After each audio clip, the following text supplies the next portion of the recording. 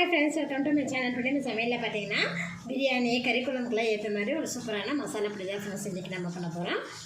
அதுக்கு பார்த்திங்கன்னா தேவையான பொருட்கள் எடுத்து வச்சுருக்கேன். 50 கிராம் அளவுக்கு பட்டை.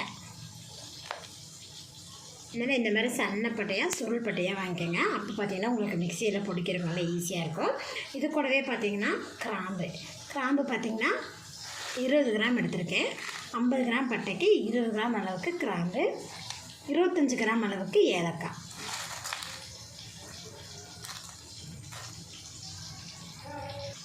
மிக்ஸி ஜாரில் நம்ம முதல்ல பட்டையை சேர்த்துடலாம்.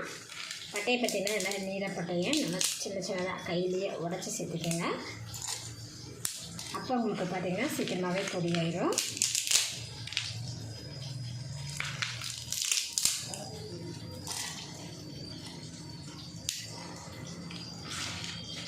மிக்ஸி ஜார் பார்த்திங்கன்னா ஈரம் இல்லாமல் நல்லா காஞ்சு ட்ரையாக இருக்கணும். இப்போ இது கூட பார்த்திங்கன்னா கிராம்பு சேர்த்துக்கலாம். அடுத்தது ஏலக்காய். இதை நல்லா பவுடராக நம்ம அரைச்சி எடுத்துக்குவோம். பாருங்கள், இந்த மாதிரி நல்லா பவுடராக அரைச்சி எடுத்துட்டேன். எந்த அளவுக்கு நல்லா பவுடராக இருக்குன்னு பாருங்கள். இப்போ இதை இந்த மாதிரி ஒரு பாக்ஸில் போட்டு வச்சுக்கலாம். நம்மளுக்கு அரைக்கும் போதே பார்த்திங்கன்னா நல்ல மணமாக இருக்கும்.